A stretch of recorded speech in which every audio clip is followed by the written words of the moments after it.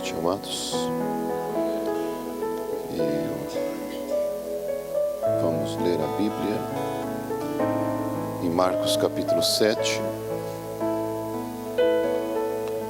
Glória a Deus. Eu estava meditando e eu não desejava trazer este assunto hoje. Eu preguei bem resumidamente na vigília ali no Morro Grande, mas eu senti e eu creio que Deus está desejoso que nós venhamos tratar deste assunto nesta noite. Marcos capítulo 7, todos acharam? E ajuntaram-se a ele os fariseus e alguns dos escribas que tinham vindo de Jerusalém. E vendo que alguns dos seus discípulos comiam pão com as mãos impuras, isto é, por lavar, os repreendiam. Porque os fariseus e todos os judeus, conservando a tradição dos antigos, não comem sem lavar as mãos muitas vezes. E quando voltam do mercado, se não se lavarem, não comem. E muitas outras coisas há que receberam para observar, como lavar os copos e os jarros e os vasos de metal e as camas. Depois perguntaram-lhe os fariseus e os escribas: por que não andam os teus discípulos conforme a tradição dos antigos, mas comem o pão com as mãos por lavar? E ele respondendo disse-lhes: bem profetizou Isaías acerca de vós, hipócritas, como está escrito: este povo honra-me com os lábios, mas o seu coração está longe de mim. Em vão, porém, me honram, ensinando doutrinas que são mandamentos de homens. Porque deixando o mandamento de Deus, retendes a tradição dos homens, como o lavar dos jarros e dos copos, e fazeis muitas outras coisas semelhantes a estas. E dizia-lhes: bem validais o mandamento de Deus para guardardes a vossa tradição. Porque Moisés disse: honra a teu pai e a tua mãe, e quem maldisser ou o pai ou a mãe, certamente morrerá. Vós, porém, dizeis: se um homem disser ao pai ou à mãe, aquilo que poderias aproveitar de mim é corbá, isto é, oferta ao Senhor, nada mais lhe deixais fazer por seu pai ou por sua mãe, invalidando assim a palavra de Deus pela vossa tradição, que vós ordenastes, e muitas coisas fazeis semelhantes a estas. Vamos orar então? Eu desejo que você faça uma oração profunda do teu coração ao Senhor. Uma oração de uma mulher para um marido. Grande Pai, de amor, de eternidade a eternidade, Tu és Deus. Acima de todas as coisas, Tu permanece o mesmo. Acima de tudo, Tu não mudou e jamais mudarás. E nós, somente como Teu povo, Tua igreja, Teus filhos, temos recebido da Tua parte a coisa mais valiosa, mais preciosa e mais poderosa que pode haver. A tua palavra criadora, a tua palavra que nos faz parte de ti. Para nós é um sentimento peculiar, é um sentimento maravilhoso, gracioso, sentirmos-nos amados por ti, desejados por ti. E o nosso coração, Senhor meu Deus, anela ver-te mais de perto. Deseja ver-te mais de perto. Deseja, Senhor meu Deus, penetrar na tua casa, conversar contigo, ter um relacionamento com o Senhor. Pedimos que a tua presença torne-se visível neste lugar. Pedimos que a tua glória possa ungir cada coração, cada vida, e que eu seja, Senhor meu Deus, usado em favor do teu povo. E que nenhum demônio fique pairando sobre nenhuma vida neste lugar. Nenhum espírito maligno fique pairando sobre nenhuma pessoa. Desde as crianças até o mais idoso possam ser livres para te adorar, para te louvar. Que tua presença possa tomar o controle de tudo aqui, Pai. Pois confiamos na tua palavra em nome de Jesus Cristo. Amém. Glória a Deus. Podeis assentar.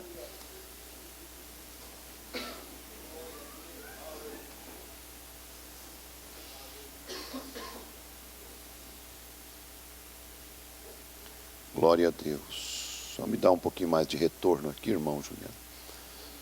Glória a Deus. Louvado seja o nome do Senhor.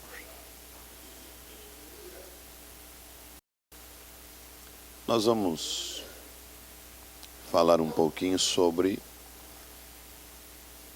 o nosso sentimento pelo Cordeiro de Deus. Vocês sabem que no livro de Jó há 3 perguntas na vida de Jó que ele expressa no seu livro. No capítulo 23, no versículo 3, nós vemos Jó desejando ver Deus. Então, para ele, Deus era invisível, não podia ser visto. Isto se cumpriu quando Deus se fez carne na pessoa do Senhor Jesus. E então ele pôde ser visto. Nós vemos Jó preocupado no capítulo 9, no versículo 2, e também no capítulo 25 e no versículo 4, sobre o pecado humano. O pecado que corrói a humanidade, que corrói o ser humano. E Jó perguntou também para Deus algo a respeito disto. E nós sabemos que isto foi resolvido com o amor de Jesus para conosco, morrendo na cruz em nosso lugar. E a terceira pergunta de Jó foi no capítulo 14, no versículo 14, quando ele disse: a árvore seca, porém ela brota de novo, mas e o homem? Será que ele vai viver de novo depois que morre? Era uma pergunta a respeito da morte. Então isto também foi resolvido quando Jesus ressuscitou no 3º dia. Deus, ele abrangeu todas as áreas da nossa vida, não nos deixando indagações, não nos deixando questionamentos nenhum para nós crermos nele, para nós seguirmos a ele, para nós amarmos a ele, para nós andarmos com ele. E acima de tudo, ele ainda, mesmo assim, ele disse: vocês vão me seguir por fé e não por vista. Quando nós nascemos, nós não conhecemos muita coisa. Isto nós aprendemos aqui nas mensagens que eu preguei sobre o novo nascimento. Assim também, quando nós viemos para o Evangelho, nós não sabemos de muita coisa e nós damos o nosso passo por fé. Porque tudo que não for por fé é pecado. E a Bíblia, contendo os seus 66 livros, escrito por mais ou menos 40 escritores. E ontem nós tivemos uma mensagem muito sobressalente sobre a voz de Deus e como nós identificá-la. Eu achei interessante a maneira como Deus nos falou ontem, aqui no culto, pelo pastor Souza, porque eu na parte da tarde estava conversando com um irmão exatamente sobre aquilo, identificar a voz de Deus e a voz do inimigo, porque as duas são muito parecidas. E vem o pastor Souza à noite e nos traz algo bem naquela linha, até parece que nós tínhamos conversado.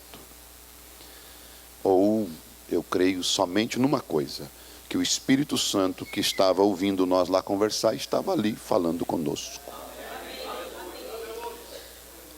Agora eu, olhando, analisando a vida de Israel no Velho Testamento, desde Gênesis até o livro de Malaquias, eu pude observar a maneira como Deus tinha uma paixão forte por Israel.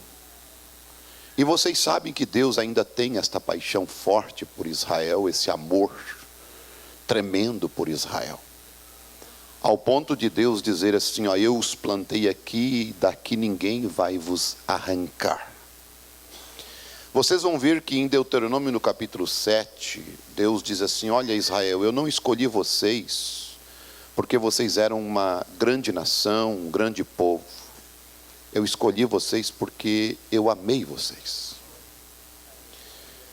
A nação de Israel foi amor à primeira vista de Deus. E eu quero fazer vocês lembrar da leitura que nós fizemos aqui em Marcos capítulo 7, que esta foi a condição que o Deus, que tinha uma paixão forte por aquela nação, encontrou a nação de Israel. Encontrou uma nação afundada em tradições, afundada em credos e em dogmas. Deus tinha dado a palavra, e eles pegaram a palavra e deixaram ela de lado. E a preocupação dos fariseus e dos saduceus, que eram as duas seitas principais nos dias de Jesus, era se as pessoas deixassem de observar a tradição. Não era uma preocupação se as pessoas tinham deixado de observar a palavra, o mandamento. Mas a preocupação é, vocês têm observado a tradição? Por que que os discípulos de Jesus não obedecem à tradição dos nossos anciãos? Não era uma preocupação assim, por que que os teus discípulos não obedecem os mandamentos de Deus, a palavra de Deus? A igreja tinha se afastado demais daquilo que era os princípios eternos de Deus. E nós vamos ver que Deus, ele tinha um amor muito grande por Israel, ao ponto de Deus enviar para cuidar de Israel profetas, Deus mandar reis, Deus mandar juízes, Deus mandar sacerdotes, Deus ter uma nação exclusiva dele, e Deus não olhava as fraquezas de Israel, mas Deus sempre mantinha uma coluna de fogo sobre a vida de Israel para protegê-los, para guardá-los. Deus amava andar com Israel, Deus amava andar com aquele povo. Deus tinha uma paixão fortíssima, eu volto a dizer para vocês, um relacionamento tão próximo com Israel, que era um relacionamento igual a de um homem e uma mulher, de um marido e de uma esposa. Então não era algo simples, era algo íntimo, era algo poderoso. E Deus chegou a dizer assim, ó Israel, você é a menina dos meus olhos. Você pode pensar numa coisa dessa? Deus olhar para uma nação e dizer, vocês são a menina dos meus olhos. Deus, quando Israel adorava outro Deus, Deus se sentia como um marido traído. Imagine só isso. Porque Deus não admitia Israel ir adorar outro Deus a não ser Ele. Deus tinha sentimento por Israel, na verdade. E deixa eu te dizer uma coisa para você. Sabe por que quando você machuca alguém, ou quando alguém te machuca, dói bastante? Sabe por quê? Você já se sentiu ferido quando alguém te machucou? Sabe por que disto? Mas você também teve pessoas que te feriram e você nem ligou. Aconteceu isso também com você? Mas deixa eu te dizer qual é a diferença dessas duas coisas. É porque aquela pessoa que te feriu e te machucou bastante é que você amava muito aquela pessoa. Talvez você nem sabia que amava tanto, mas quando ela te feriu, você descobriu que você amava ela muito. Por isso doeu bastante. Aquela outra que não doeu, você não amava, você não se importava com ela. Aquela que dói mais é aquela que você mais ama. E assim Deus se sentia tão ferido com Israel, porque Deus amava Israel de uma tal maneira, que vocês vão ver que um rei Manassés, sabe o que ele fez? Uma vez ele pegou seu filho, sacrificou a Moloque. Ele pintou as paredes do tabernáculo de Deus, de todos os bichos, de imagens, de répteis, de quadrúpedes. Ele fez coisas horríveis e enfureceu a Deus. Sabe o que Deus fez? Mandou um rei perverso, pegou ele, não matou ele. Ele se escondeu no meio de um espinheiro e lá ele clamou a Deus e disse assim: Senhor, me ajuda, tem misericórdia de mim. Sabe o que Deus fez? Deus pegou aquele rei que sacrificou o seu filho ao diabo. Deus pegou aquele rei que pegou e profanou o tabernáculo de Deus e colocou ele no trono de novo, redimido, perdoado e como um rei da nação de Israel. Isso é amor? É muito mais do que amor. Eu volto a dizer, Deus tinha uma paixão profunda por Israel. Agora deixa eu lhes dizer isto, aquilo, sabe por quê? Vocês vão ver que aquilo que Deus estava tendo com Israel, aquele relacionamento que Deus estava tendo com Israel, quando ele vem, ele desce da glória, porque ele manda profetas, ele manda reis, ele manda sacerdotes, e o último homem que ele mandou, e nós vemos que através do livro do profeta Malaquias, ele escreve. Então, ele conclui o cânon sagrado do Velho Testamento e fica 400 anos, então, ainda estava reinando, terminando o livro de Malaquias, ainda estavam os medos e os persas reinando, 400 anos ficou sem nada de profecia. Você imagina, quando vieram os Macabeus, quando vieram Alexandre o Grande, depois vieram os Macabeus, depois então veio Roma, e então tomou Jerusalém, tomou a Judéia, depois por fim, então Herodes era o rei ali em Israel, ali em Jerusalém, e naquele dia então nasceu o grande e poderoso conquistador, Senhor Jesus Cristo. Ele vem, sabe para quê? Ele vem para ter com o seu povo. Sabe por quê? Porque ele não se contém. O grande Deus eterno pensou assim: eu enviei profetas, eu enviei homens, eu enviei grandes líderes e não teve jeito, eu mesmo vou descer no meio deles. Eu vou lá de perto, de repente, quem sabe, se eles me verem, se eles me contemplarem, eles vão me entenderem, eles vão me amar, eles vão gostar de mim. Nós vamos então estabelecermos uma aliança poderosa, uma aliança tremenda, uma aliança gloriosa. Vamos então ter um casamento. Eu vou acabar com tudo, eu vou destronar, realmente eu vou varrer Roma da face da terra. Eu vou estabelecer o meu reino com o meu povo, com o meu amado Israel. Mas Deus simplesmente veio já sabendo que eles não iam aceitar ele. E a igreja que era dele, a igreja que era do Senhor Jesus Cristo, a igreja que era do Deus eterno, estava tomada por homens. Homens na cabeça da igreja, líderes na cabeça da igreja, governando a igreja, sancionando a igreja. E eles tinham pegado aquelas palavras de Jeová, os mandamentos de Jeová, e tinham simplesmente pegado e escrito dogmas, escrito credos, escrito leis, escrito parágrafos, escrito simplesmente algumas doutrinas e entregue para o povo. Vocês obedecem isso, vocês observam isso, mas os mandamentos de Deus ficaram invalidados. E Deus então pôde chegar ali e olhar e Deus não viu mais nenhum sentimento na igreja. Deus não pôde observar que havia mais. A igreja estava vivendo, sabe do quê? De aparência. Sim, de aparência. Todo mundo vestia bem, todo mundo comia bem, todo mundo adorava a Deus, todo mundo ia na igreja, todo mundo servia a Deus, tinha louvores tremendo em Israel, tinha realmente o governo, havia soldados ali guarnecendo o templo, e realmente o governo estava de mãos dadas com a igreja. Os soldados do templo, que eram designados pelo Herodes, que era o rei, inclusive dado por César de Roma, porque Roma governava Jerusalém, estava em comum acordo. Quem estabeleceu os sacerdotes foi Herodes, foi o governo. Não era mais Deus que estabelecia, era o rei que estabelecia o sacerdócio. Então, mas todo mundo adorava a Deus, inclusive Herodes, ele reformou o templo, ele restaurou o templo e deu o templo para Israel adorar a Deus, o Deus único. Lá havia a Arca do Concerto, lá havia os sacrifícios, lá havia tudo certinho, cerimonialmente Israel estava perfeito. E Jesus chegou exatamente quando um povo estava no seu ápice, no seu auge, na sua glória, estava tudo bem. Mas vocês vão ver que aquilo, quando Jesus chegou, Jesus não viu nada de sinceridade no coração das pessoas.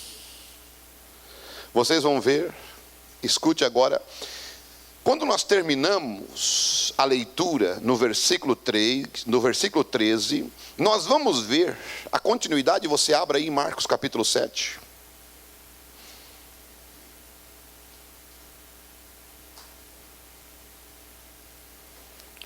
Eu quero que você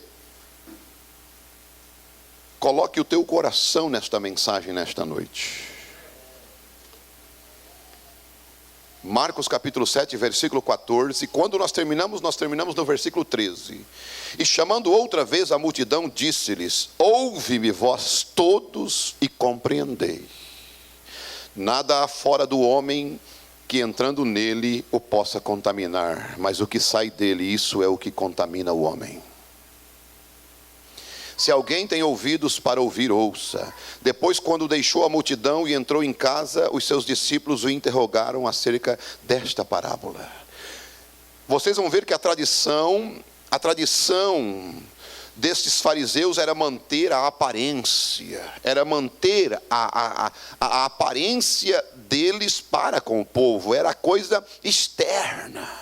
Sabe por que os sacerdotes, aqueles homens, iam para as praças e faziam orações longas para que todo mundo olhasse? É para que o povo olhasse e dissesse assim: veja como eles são um povo santo, veja como eles são de oração.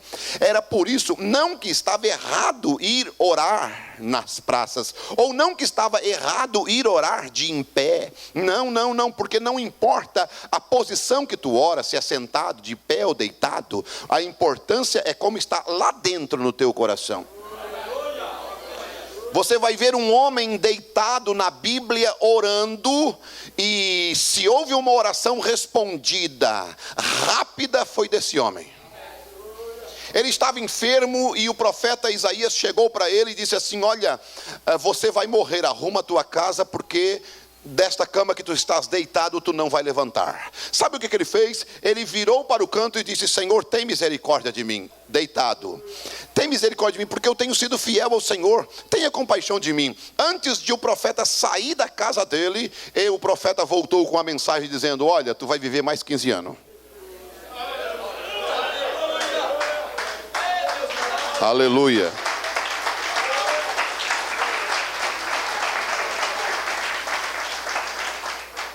Mas eles estavam preocupados com a aparência. O problema das pessoas é isto: elas estão preocupadas com a aparência. E na aparência parece que elas estão bem, mas lá dentro, irmãos, há algo. Vocês vão ver que os fariseus lavavam as mãos para comer, e eles comiam, e eles estavam bem saudavelmente. Aparentemente eles estavam saudáveis, não tinha germe, não tinha bicho, não tinha nada, mas o seu coração estava podre. Porque da sua boca, veja, vamos continuar a leitura.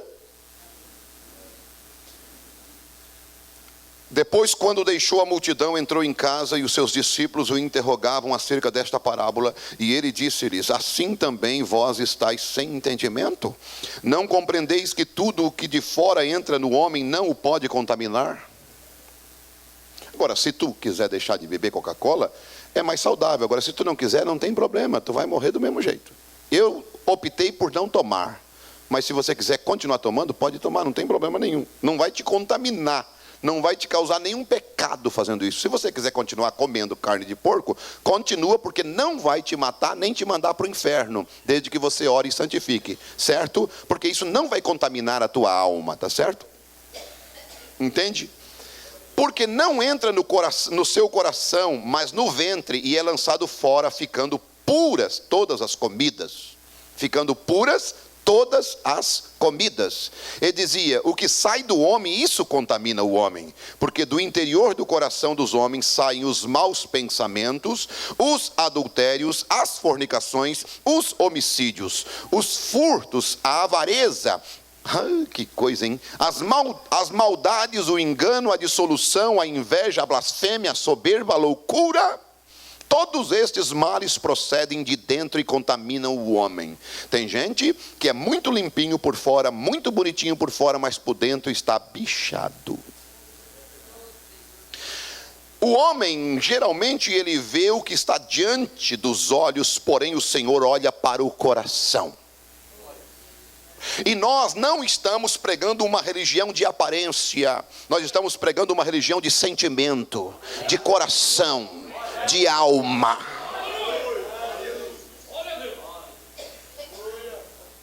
Aleluia. Samuel capítulo 16, versículo 7, você não precisa, o 1 Samuel. Porém o Senhor disse a Samuel, não atentes para a sua aparência, nem para a grandeza da sua estatura, porque eu tenho rejeitado, porque o Senhor não vê o que está diante dos olhos, porém o Senhor olha para o coração. Aleluia. Deixa eu lhe dizer uma coisa para você em nome de Jesus. Há pessoas, deixa eu abrir um parênteses aqui. Olha como que é a questão. Há pessoas que se você chegar para ele e falar de um culto desse, ele blasfema, ele fala mal, ele critica, ele zomba do culto, ele diz que está tudo errado, mas ele não perde um jornal nacional.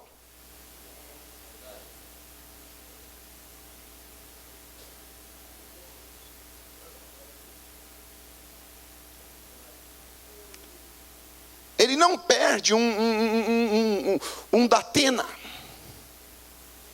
Sabe para ouvir o quê? Ouvir o que o diabo está fazendo no mundo. Mas você nunca viu ele falar mal do Datena e nem do William Bonner. Mas do pastor ele fala. Há um espírito nesta pessoa que é um espírito de fariseu, e ele está podre por dentro, bichado, e vai morrer bichado. Deus, ele não olha a aparência do homem, ele olha lá dentro do coração. E se tem uma noite que Deus vai poder passar um raio-x na tua vida, é hoje.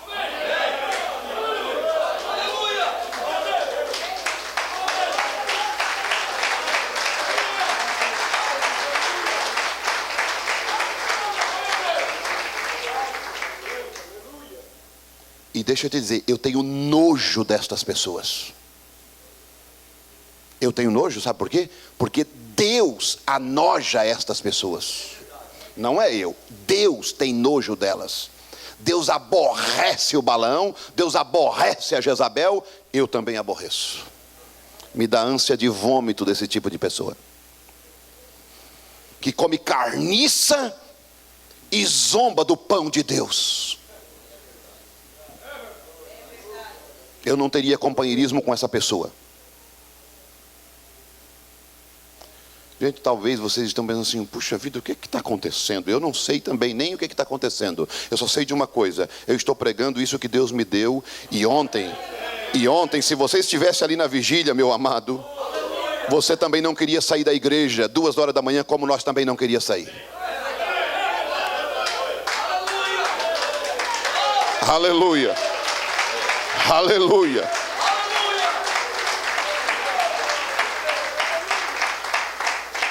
Você vai ver o homem julgando as coisas, sabe como? Segundo a aparência. Sim, Jesus disse em São João 7,24: não julgueis segundo a aparência, mas julgai segundo a reta justiça. E a única maneira de se julgar segundo a reta justiça é segundo a palavra de Deus.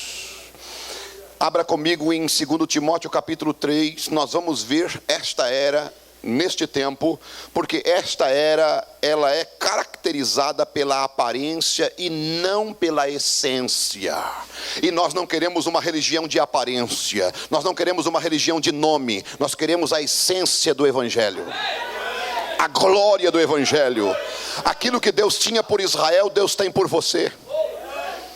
Sabia que você é a menina dos olhos dele? Sabia que ele anda no meio desta igreja? Ele está ali no meio dos 7 castiçais, andando no meio da igreja. Ele é a proteção desta igreja. Ele é a vida desta igreja. Aleluia, glória a Deus. Ele é a vida desta igreja. Então, se ele anda no meio desta igreja, ele anda para cuidar dela, para proteger ela, para guardar ela, para segurar ela em suas mãos. Aleluia, glória a Deus, bendito seja o nome do Senhor. Aleluia, veja, vamos ler a Bíblia. Glória a Deus, louvado seja o nome do Senhor. 2 Timóteo capítulo 3, certo? Todos acharam? Creio que sim, né? 2 Timóteo capítulo 3, a partir do versículo 1, meus amados. Sabei, porém, isto, que nos últimos dias sobrevirão tempos trabalhosos. Estamos vivendo nesses dias?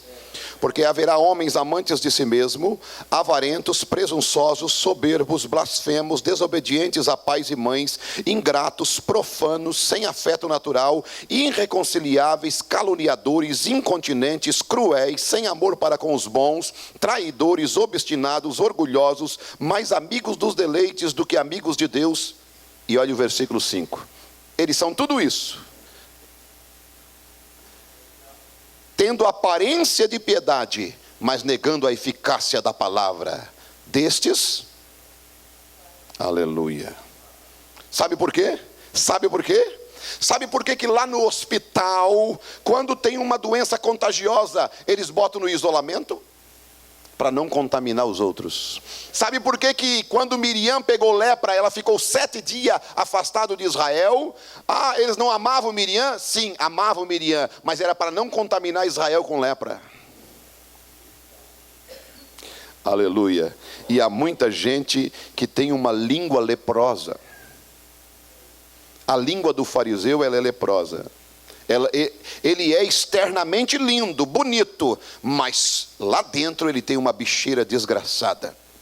Mas nesta noite, em nome de Jesus, se você der uma oportunidade para Deus, que eu não creio que você, meu querido, você, minha irmã, você, meu irmão, esteja nesta condição, neste estado. Mas uma coisa é certa, eu ainda creio na prevenção divina. Eu ainda creio na vacina de Jeová. E se existe uma coisa que Deus tem feito nesse ministério, é vacinar as pessoas antes que qualquer praga chegue. Aleluia, glória a Deus. Olha a era que nós estamos vivendo, esta era aqui, é a era da aparência, é a era que não tem essência, não tem vida, mas tem uma aparência linda.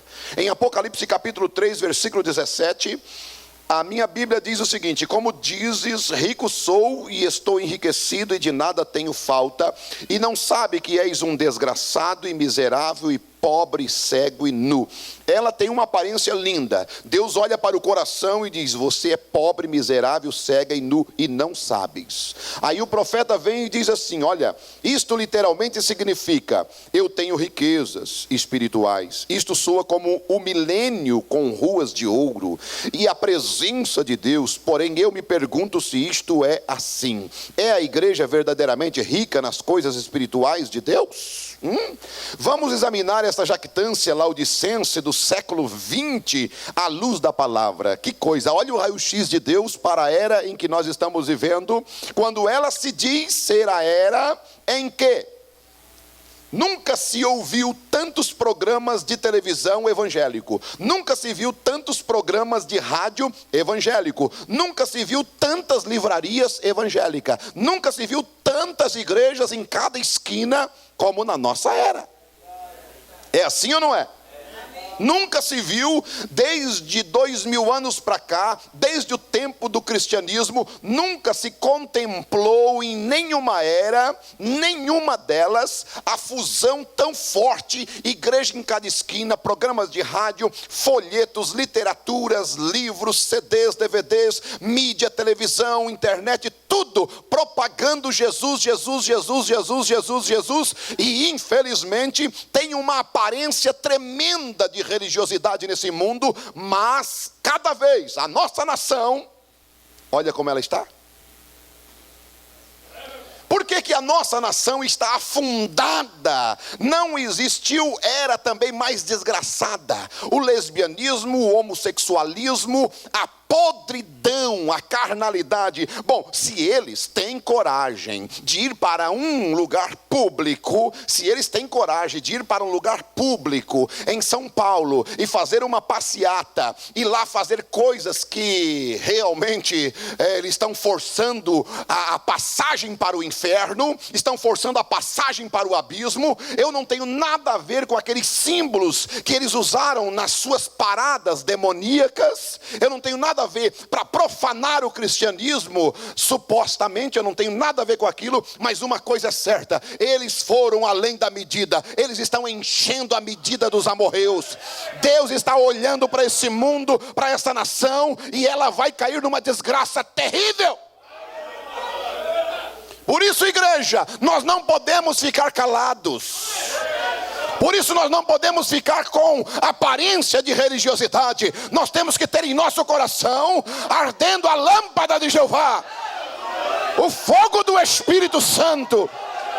Porque se tem uma coisa que o diabo vai fazer, irmão, sabe o que está acontecendo nas mídias? As mídias estão colocando a cada 3 horas tem uma queixa contra as religiões evangélicas. Irmãos, eles estão indo realmente com tudo. A nossa nação está afundada no ateísmo, na desgraça, no pedestarismo, na homossexualidade, na pornografia, na desgraça, na roubalheira, e ninguém diz nada. Eu pergunto para vocês, como é que uma grande autoridade, uma polícia federal, vai parar para me multar? Com que autoridade ele vai me multar quando eu passo a simplesmente 5 quilômetros a mais da velocidade? E então, simplesmente lá no Congresso, lá as autoridades, as grandes autoridades, os pais deles, os chefes deles, estão roubando a dia claro, sem ninguém dizer nada.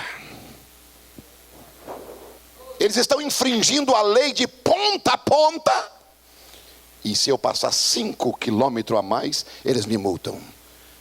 Sabe por quê? Porque eles estão como fariseus, coando mosquito e engolindo camelo. Sim. Mas deixa eu lhe dizer, o nosso lugar não é aqui.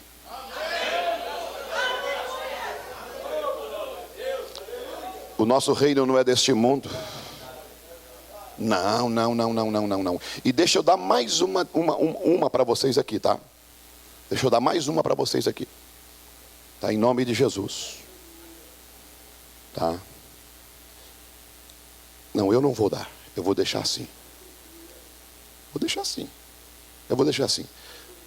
Irmãos, você vai identificar o incrédulo nesta era, o manufaturado e o crente verdadeiro. Estamos exatamente nesta hora. E eu digo uma coisa para vocês: a essência do Evangelho de nosso Senhor Jesus Cristo está perdendo. Sabe por quê? Não, eu não estou preocupado com denominação, eu não estou preocupado com assembleia, com batista, com metodista, não. A minha Bíblia diz: o que tem a palha com o trigo? Nada. São palha. A questão é entre nós. É entre o povo que se diz chamado mensagem. Não tem nada a ver com assembleia, batista, metodista, nada, católica, nada. Eles são pessoas boas, excelentes, maravilhosas. O sistema deles é que não presta. Mas nós temos que cuidar é o que são de casa. Nós. Nós. Então vocês vão ver, nunca houve tanta propagação do evangelho, mas nunca houve tanta, 50 milhões de cristãos no mundo, no Brasil, é muita coisa.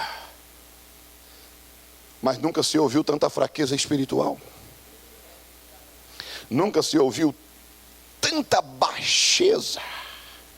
Se a igreja fosse em verdade rica espiritualmente, sua influência seria sentida na vida da comunidade. Aqui que eu quero um evangelho que se sinta ele na pele, como se sente a roupa. Mas que tipo de vida exatamente estão vivendo estes assim chamados homens espirituais e influentes da comunidade? Nos subúrbios, nos bairros de melhor classe social, abundam a prática de trocar esposas e prostituição. E bandos de jovens furando festas e causando um tremendo prejuízo em danos ao patrimônio.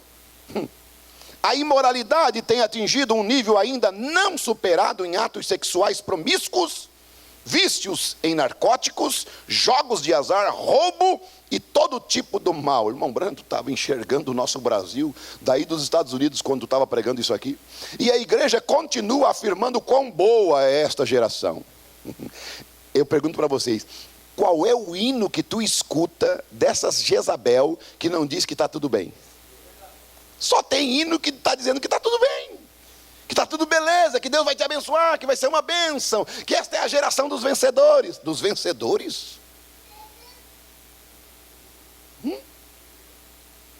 A igreja tem entregue as pessoas. Irmão, aonde é que você já viu uma festa junina com cantor evangélico e cantor mundano junto, cantando para o mesmo povo, falando de Jesus? Eu acho que eu estou muito,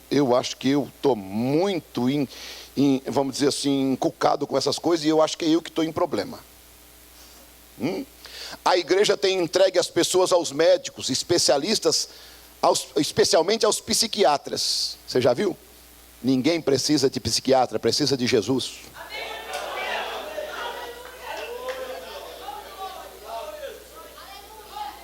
Oh, eu acho que precisa consultar um psiquiatra.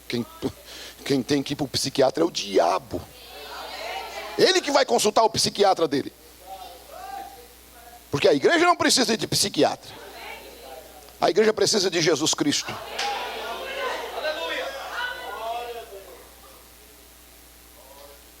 Mas sabe o que é que tem acontecido?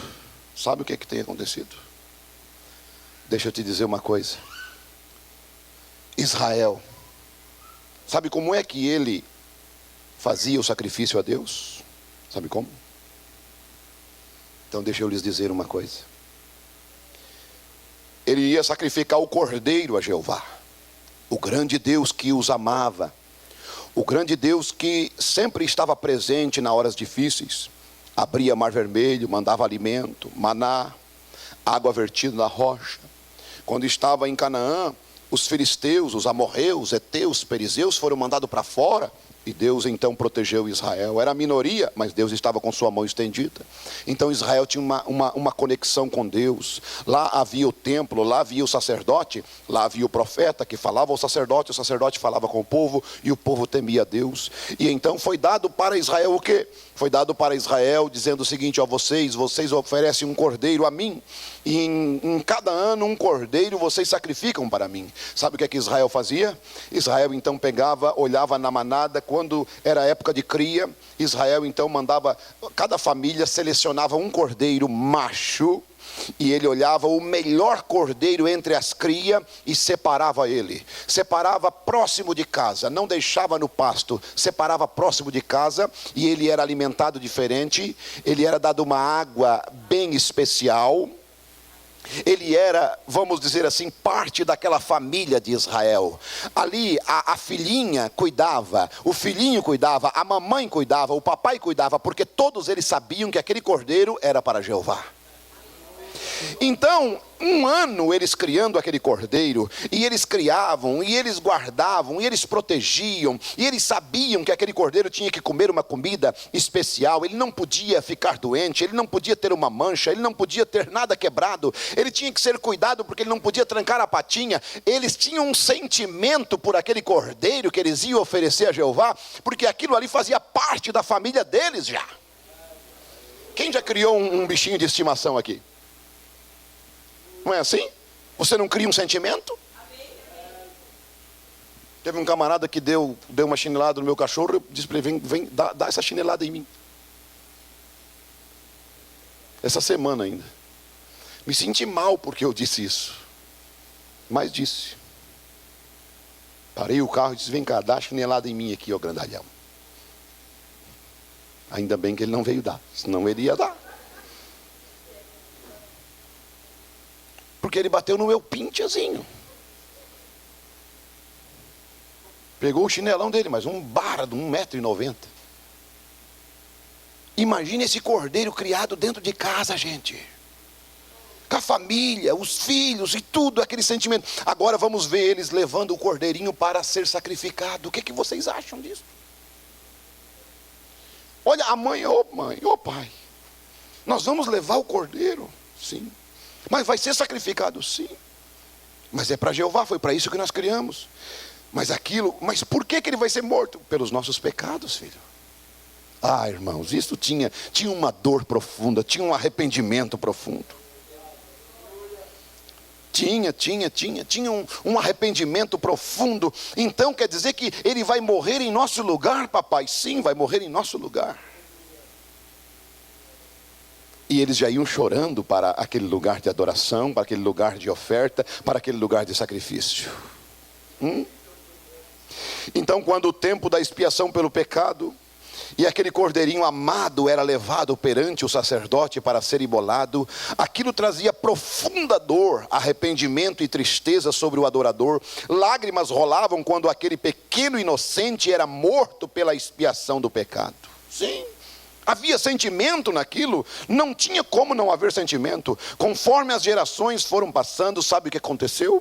Sabe o que aconteceu? Vocês sabem como é que Jesus encontrou a igreja? As gerações foram passando, aquilo tudo tornou-se uma tradição, e os benefícios pela obediência à palavra de Deus foram sendo anulados. Os cordeiros, sabe como é que eles começaram a adquirir os cordeiros? Os cordeiros eles começaram a adquirir no templo, comprado. Eles pegavam, então não criavam mais o cordeiro em casa, não tinha mais sentimento. Eles pegavam o dinheiro, levavam para a igreja e compravam o cordeiro e dizia, olha, esse aqui é o meu cordeiro. Ele nunca tinha visto, ele nunca deu água para aquele cordeiro, ele nunca deu comida para aquele cordeiro, ele nunca criou aquele cordeiro, não fazia parte da família dele. Ele simplesmente comprou ali, ele pagou, o sentimento era só o dinheiro que ele estava dando para aquele cordeiro.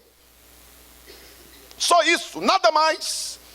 Tornou-se simplesmente uma igreja de dinheiro, uma religião de finanças, uma religião que simplesmente estava trocando moedas e fazendo o quê? Satisfazendo um ritual de adoração, e Deus não aceita isto. Deus não quer isso, Deus não gosta disso. O cordeiro, na verdade, tem que ser criado em casa. O cordeiro tem que ter sentimento para a adoração. E você sabe que quando nós perdemos o amor pelo cordeiro, que foi imolado, sabe o que acontece? Nós deixamos de receber os benefícios da revelação do seu sacrifício. Eu quero perguntar para você, agora sinceramente, você tem sentimento pela palavra? Quando perdemos o amor pelo cordeiro que foi imolado, deixamos de receber os benefícios da revelação do seu sacrifício. Deixamos de ter pesar pelo pecado cometido, e o ato de arrepender-se torna-se uma tradição de orações vazias. Não vir na igreja não faz diferença. Não orar não faz diferença. Errar não faz diferença. Falar das pessoas também não toca mais, não fere mais. Sabe o que acontece daí? Aí eu faço 3 orações por dia. Qual? Café da manhã, almoço e janta. Por quem que tu ora? Eu oro pelo arroz, pelo feijão, pelo macarrão e pelo bife. Mas o arroz, o feijão, o macarrão e o bife não estão precisando de oração. Quem está precisando de oração é o pastor, é a igreja, é você mesmo, é a tua família. E as orações daquele dia se resumem só os alimentos receberam a minha oração, mais nada.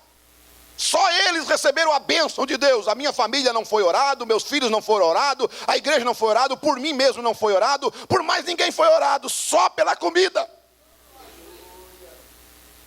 Tornou-se simplesmente um ritual de oração, só isso, vazia. E quando ainda vai pedir perdão, é a mesma de sempre. Senhor, me perdoa, tem misericórdia de mim, ó Jesus, me ajuda. E nada de sentimento, não houve uma lágrima derramada, não houve nada, Jesus, eu te feri, Jesus. Me ajuda a não fazer isso de novo, Jesus. Dá graça para mim vencer isso. Satanás, saia da minha mente, saia do meu coração. Em nome de Jesus, você tem que ter sentimento quando você vai fazer isso.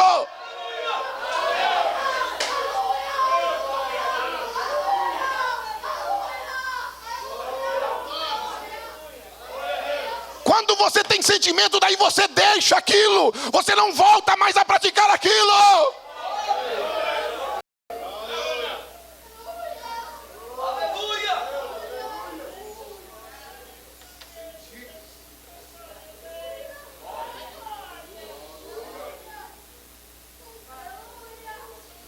Sabe o que é que acontece? A tradição e o costume tomam o lugar do sentimento, e o tempo dedicado às coisas espirituais torna-se um fardo de um relacionamento, sabe o que? Suportado. O teu relacionamento com Deus está só suportado. Você está suportando até tiver uma oportunidade para ir embora e deixar Jesus. É um relacionamento suportado. É como um casal que suporta um ao outro, mas não vê um momento para deixar, para abandonar, para largar. Este relacionamento nosso não pode ser suportado. Ele tem que ser o amor, ele tem que ser uma vida. Tem que ser um relacionamento de amor, de paixão, de gratidão.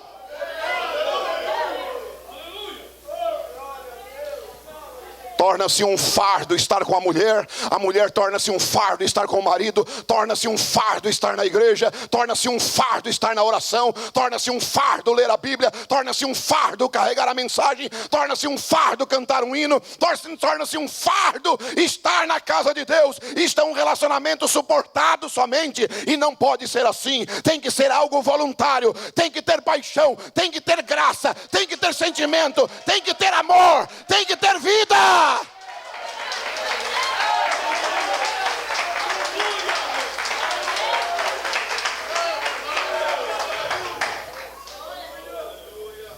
Infelizmente, a nossa mensagem no mundo, sabe o que é que ela se tornou? A experiência pentecostal há muito tem se tornado, sabe o que? Em fábula e em lenda. Para muitos crentes dessa mensagem, experiência pentecostal, olha, e até se chegar e falar em pentecostal em algumas igrejas, assim, faz beijo. Não querem saber de Espírito Santo, porque, irmãos, deixa eu lhe dizer, o pentecostalismo passou, mas o Pentecoste não. A era pentecostal foi embora, mas o Pentecoste não. Muito pelo contrário, esta mensagem veio levar nós de volta à fé dos nossos pais, que nasceram no Pentecoste, que nasceram com uma experiência de ver fogo em cima da cabeça. E para se acender uma cabeça tem que ter óleo. Unges a minha cabeça com óleo e faz o meu cálice transbordar, Jeová.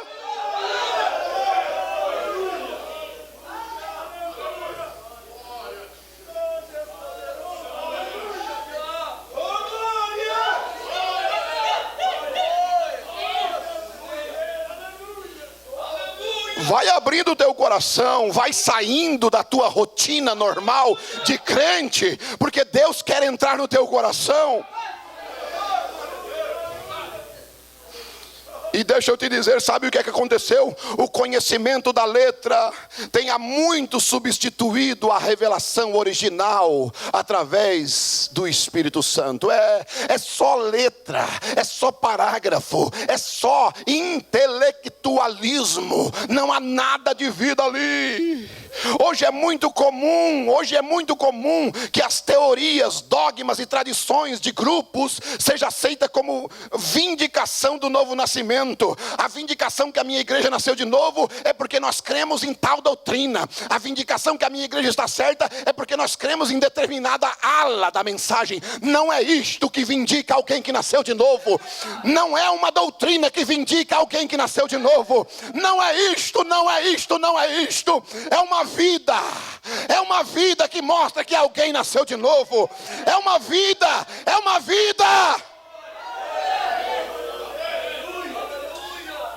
Eu não sou, o nosso povo não está certo só porque veste bem, só porque não corta cabelo, só porque os homens andam direito. O nosso povo não está certo só porque crê desta maneira. Não.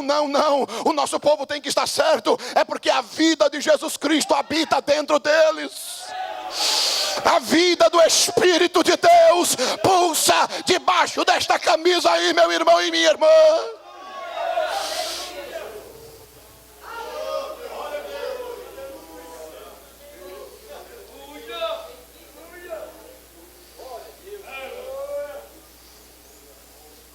Sem a experiência pessoal é impossível conhecer a pessoa do Cordeiro. Sem a pessoa do Senhor Jesus Cristo, através do genuíno batismo com o Espírito Santo, nunca haverá um verdadeiro sentimento de amor, rendição e renúncia própria.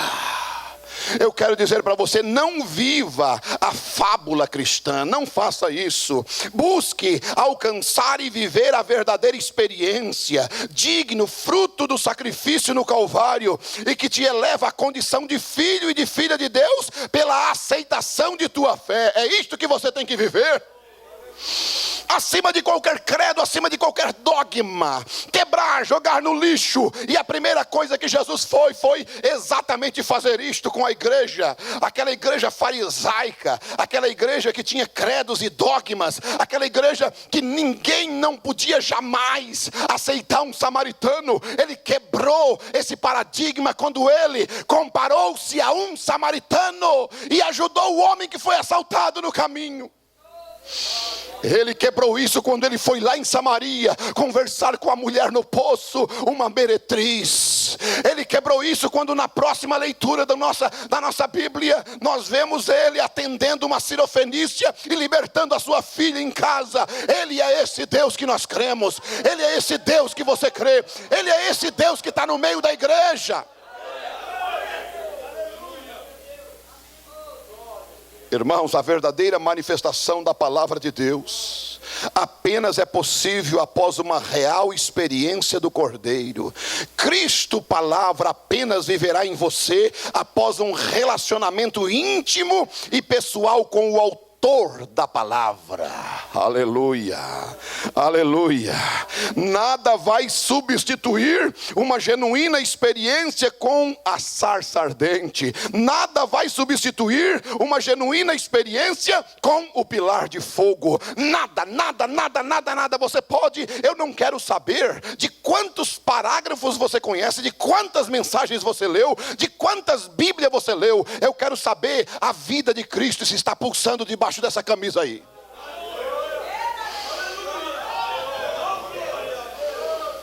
Ah, mas eu creio nisso e tu não crê. Não interessa, eu não quero saber disso aí. Eu quero saber se a tua vida está mudada. Eu quero saber se Deus está habitando aí. Eu quero saber aonde está o cordeiro que tu trouxe. Se ele foi comprado no armazém ou se ele foi criado dentro da tua casa.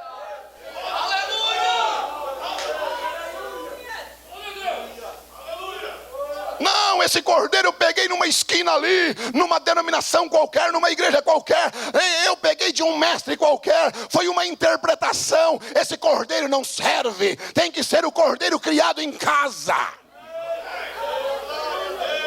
tem que ter sentimento por Ele. Eu quero saber se o teu louvor foi criado em casa, a tua adoração foi criada em casa, a tua oração foi criada em casa. Sacrifício, sabe qual é? O sacrifício dos fariseus. O sacrifício dos fariseus, eles compram na porta da igreja. Sabe como é que é? Eles chegavam, vinham de suas casas, vinham de seus lares, chegavam na porta do templo, pegavam o dinheiro e compravam o cordeiro. A partir de entrando da porta para dentro, eles agora eram um adorador, mas lá fora eles não eram. Mas aquele que cria o cordeiro em casa, ele é adorador desde casa, desde o seu lar, desde a sua família. Ele não é crente só na igreja.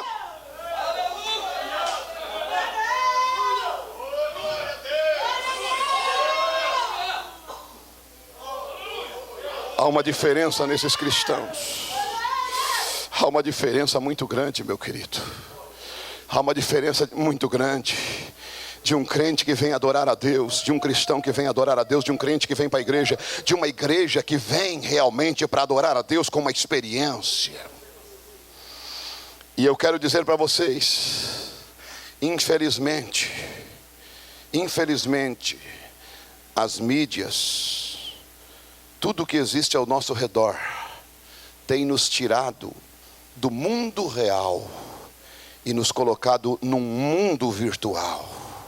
E quando viemos para a igreja, não viemos mais com sentimento, porque ele foi sugado pelas mídias, pelas informações externas que existe na internet, nos celulares, nos WhatsApps, nas televisão, nos filmes. Tem sugado a nossa espiritualidade, tem deixado a igreja viver só de aparência. É uma casca religiosa que é crente na igreja. Em casa não há igreja, em casa não há cristandade, em casa não há mensagem, em casa não há oração, em casa não há comunhão, em casa não há nada disto, infelizmente. Mas eu digo uma coisa, se Deus tem vindo para falar conosco relacionado a isto, Ele quer realmente uma mudança em nós. E se há um desejo de Deus, é porque, como eu disse, sempre que há um desejo de Deus no coração dele, Ele sempre abre um caminho para nós podermos chegar até Ele. Ainda há tempo, pastor? Sim, ainda há tempo. Ainda há tempo de você deixar as tuas coisinhas. Porque deixa eu te dizer uma coisa para você que eu quero encerrar. Irmãos, eu posso discordar. Eu posso não achar certo a igreja X, mas isso não faz de mim certo. Eu posso achar o fulano errado, mas isso não faz de mim certo e com direito ao céu. E o meu protesto contra o erro não faz de mim ser certo. O que faz de mim ser certo é a minha obediência à palavra. O meu protesto contra as coisas erradas. Eu posso deixar de tomar ceia por protesto, porque eu não concordo com a igreja. Eu posso deixar de ser dizimista por protesto, por não concordar com coisas dentro da igreja ou com o pastor. Eu posso deixar de fazer tudo isso, mas esse teu protesto não te faz de você certo. Como o meu protesto ou o protesto das igrejas contra esses homossexuais não faz de nós certo também. Não, por nós protestar contra eles não faz de nós certo, não faz de nós perfeito. O que faz nós ser certo e com direito ao céu é a nossa vida, é a nossa obediência. E deixa eu te dizer, o diabo vai usar aquele meu protesto contra uma coisa errada para fazer eu ficar errado, para fazer eu também me desviar, para fazer eu também enfraquecer, porque ele vai começar a mostrar tanta coisa errada para mim na igreja, que eu vou começar a protestar de boca fechada. Sabe como? Eu não vou mais na ceia, eu venho na frente da igreja, deixo a minha família e vou embora. Isso é protesto, sabe contra quem? Contra Deus, não contra o pastor, contra Deus. Contra Deus. Eu posso protestar silenciosamente. Eu estou protestando. Isso não faz de mim certo. O que faz de mim certo é viver a palavra. E quando você começa a viver a palavra, você vai passar por cima de tudo isso. Sabe por quê? Porque você vai olhar na palavra que você não pode ver. Se tu tens o Espírito Santo, não pode ver a porta do tabernáculo se abrir. Para estar dentro, em comunhão com os irmãos, em companheirismo. Se você começa a obedecer a palavra, você vai ser dizimista. Se você começa a obedecer a palavra, você vai para a ceia. Ah, mas eu não concordo. Então, pelo amor de Deus, não fique parado, não fique parada. Vá procurar um pastor urgentemente para tomar ceia, para dizimar, porque desse jeito você não vai no rápido. Sim. Por quê? Porque eu quero ver você do outro lado. Você não é minha ovelha, você é a ovelha de Jesus. Mas eu, como pastor, não posso, não tenho mais condição, não posso mais te apacentar. Você não crê mais em mim, você não consegue mais me suportar. Então, pelo amor de Deus, não fique parado, porque você vai ficar fora do rápido desse jeito. Acerte e congregue com alguém, seja dizimista, honre aquele pastor e ame a Deus ali. E viva uma vida que eu vou te amar de todo o coração. E eu quero estar contigo no arrebatamento. Esse é o meu sentimento. Aleluia. Mas se é uma coisa contra mim, por favor, vem aqui que eu vou de joelho e me humilho e te peço perdão. E quero ver você na ceia. Quero ver você comungando. Quero ver você olhando para o céu e obedecendo a Deus e servindo a Deus. E colocando sentimento na causa de Deus. Esse é o amor de Deus. O amor de Deus não é interesseiro. O amor de Deus, Ele quer ver a pessoa melhor. Aleluia. Eu digo isso, sabe por quê? Simplesmente porque eu amo vocês. Sabe por quê? Porque eu tenho tanta certeza no que Deus me deu do meu ministério. Porque eu digo uma coisa para você. Eu sou como Paulo. Mas como Paulo todo mundo quer ser. Não como Paulo nesse sentido, ó. Ainda que você possa ter 1000 aios, eu te gerei em Cristo. Sim. A Débora pode ter vários professores, mas quem gerou eu foi ela. Quem gerou ela foi eu. Vai fazer o DNA dela, está aqui, ó. Ela é minha filha. E deixa eu te dizer, você pode ter 1000 condutor, 1000 pastor para te guiar, mas quem te gerou foi eu. Não importa o lugar que você estiver congregando, você tem o meu DNA.